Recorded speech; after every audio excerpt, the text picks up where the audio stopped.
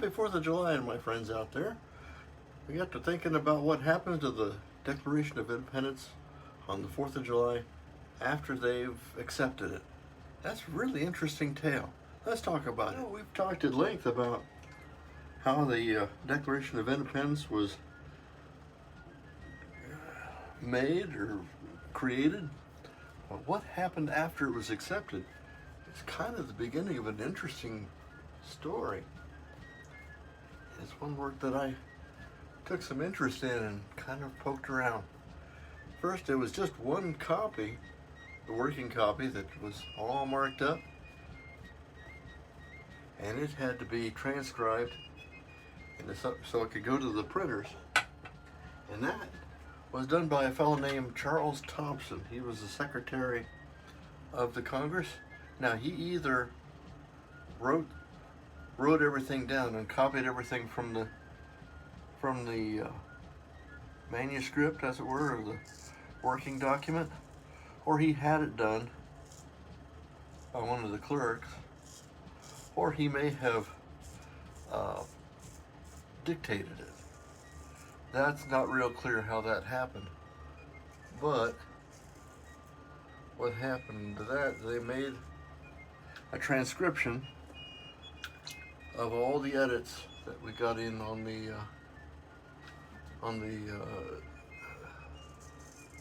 document, and then it was just a single copy, and that single copy was then taken by hand and kind of in secret to a printer named John Dunlap. Okay, he's not far away. And that was on the late afternoon or evening of the 4th of July. And starting there, Dunlap and his crew took that document and one at a time typeset that thing. That's some 8,000 characters, all lined up, justified. That means, you know, edge to edge. And handwritten was in carefully, little characters. Each line had to be put together in a frame. And then they made 200 copies of what they call the Dunlap broadside. Okay, the Dunlap broadside is the working document that most of this next step all comes from. That was the one that went back to the Congress for acceptance. Of course, it was proofread several times all along the way, making sure there was no mistakes. And then that document was then sent to all corners of the colonies. Now that could also have been copied then. People could have taken that Dunlap broadside and they would have typeset it and made more copies so that it could be disseminated, like through newspapers and whatnot.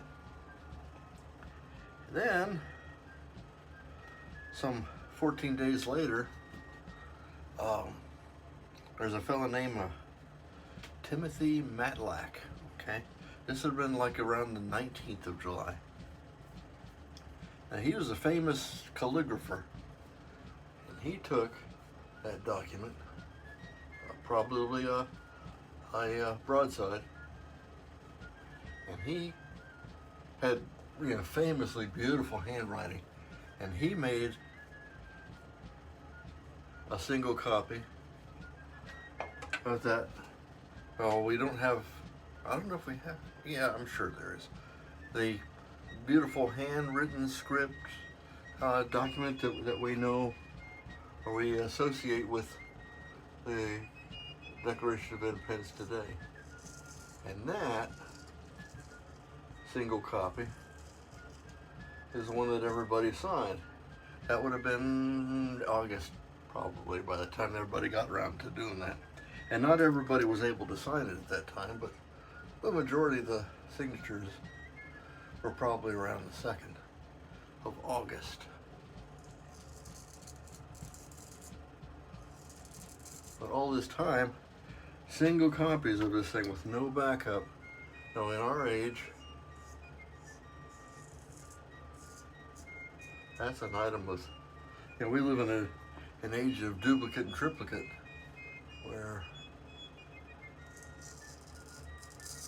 you want to have a backup in case something happens. But they're pretty much working with no safety net on this thing. And it worked. Because of integrity and professionalism and all the stuff that we associate with our founding fathers. They're very competent in what they did. And as far as mass copying that beautiful handwritten calligraphy document, that didn't happen till way later. It's like 1823, and that you'll find that as a William Stone. What do they call it? The William Stone document, anyway. And that's the one that we know today is printed in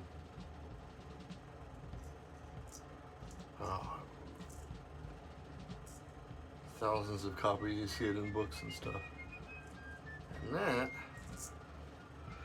took him 3 years to do.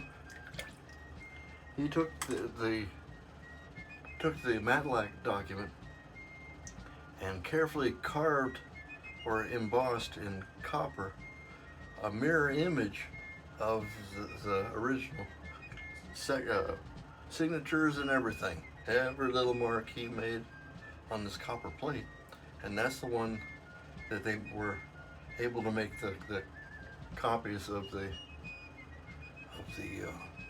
original, which is just amazing. It took him 3 years to do it, but until that time, there was only one document, one boom, boom, boom, until we're able to disseminate.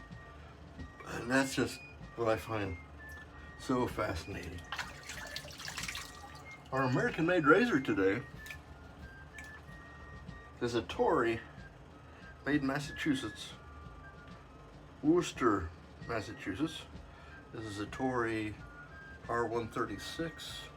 It's a 5/8 razor. It's a shoulderless grind. It's just a very nice steel. We're using that cake of Barrister and Mann's Cool that we have working on here. We're using a Graydog. This is another brush that was made for me. It's a synthetic knot. I'm finding I like them a lot. I tend to be grabbing it quite a bit. Our aftershave that we'll be using with the Barrister and Mann's Cool will be Aqua Velva's Ice Blue.